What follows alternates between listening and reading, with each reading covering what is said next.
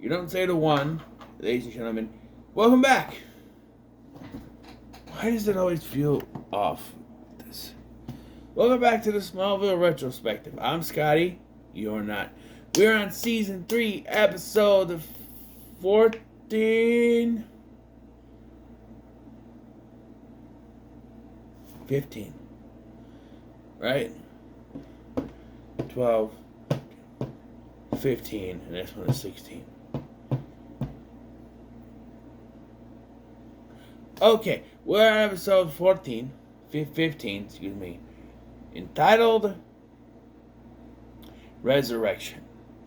In this episode, we meet another previously unintroduced character that they've known for a long time. In Garrett, played by James Kirk, not to be confused with James D. Kirk of the USS Enterprise. But James Kirk, who again is another member of the Final Destination files because he was the little boy, or whatever, in Final Destination 2 that got the splat with the thing. And yeah, him. And his brother is having liver failure because apparently the liver is the strongest of our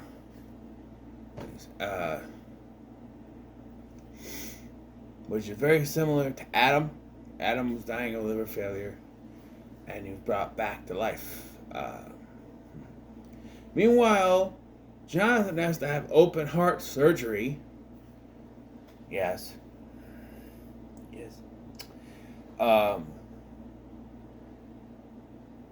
And when things go awry, Garrett holds the whole hospital up in ransom with a kryptonite-laced bomb. Meanwhile, in the B-plot, Lex is trying to get to the bottom of Adam's disappearance. Talk to Dr. Teng.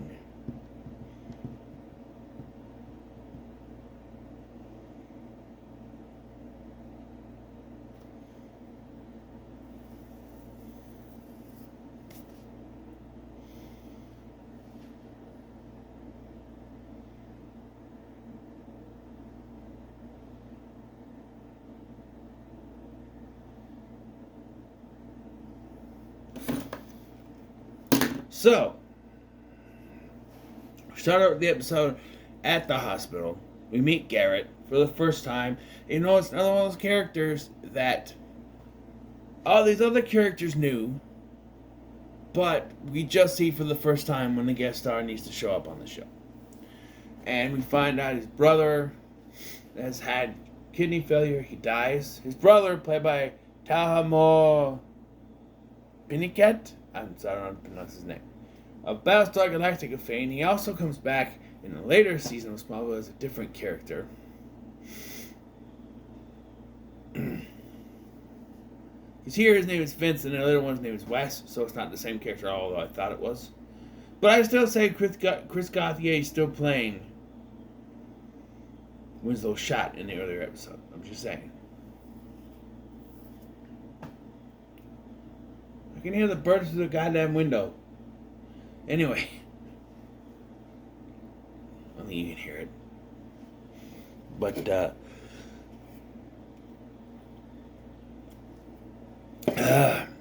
so, he got dies, and then he was brought back by Dr. Teng.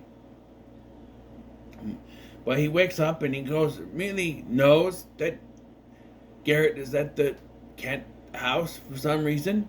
And he goes there. And he gets him back, but then he crashes again. Because I don't know. It's very vague what this drug actually does. We're supposed to bring him back. We know that Adam was taking it, right? Spoiler, and I will tell you at the end of the episode we do find out what it is. It's very obvious when something happens, but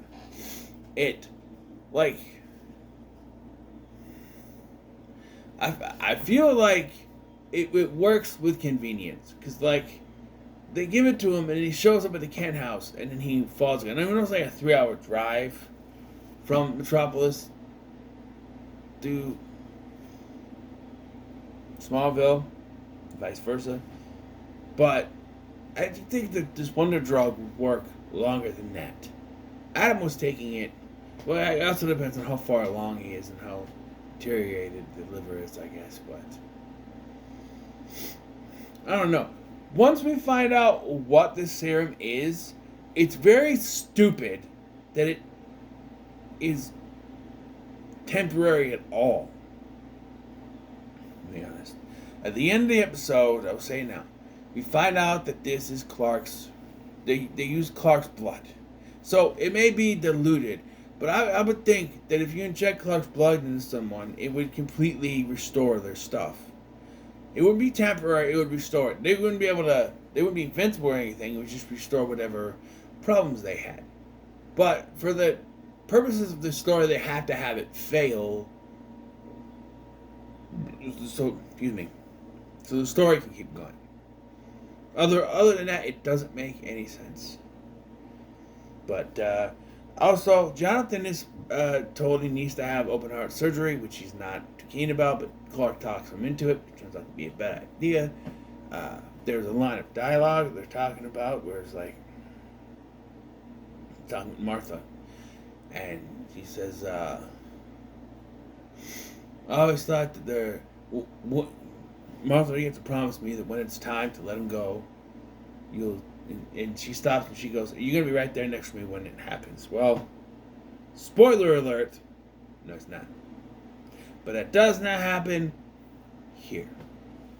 I'm going into this as if you're watching these and you've already seen the future seasons. So spoilers for future seasons, just saying. Why do I always have to yawn? In the interim, when I'm watching the episode, I don't really yawn. And then I start recording video and I just have to constantly yawn. I hate it. I hate yawning in videos. It's unprofessional. It's stupid. Anyway. So Clark runs to Metropolis to find this lab. And overhears that Lex is there. Because he was trying to find Dr. Tang. He found her. Because he thought that she got deported. And they're having a conversation and Clark super speeds in and grabs the serum.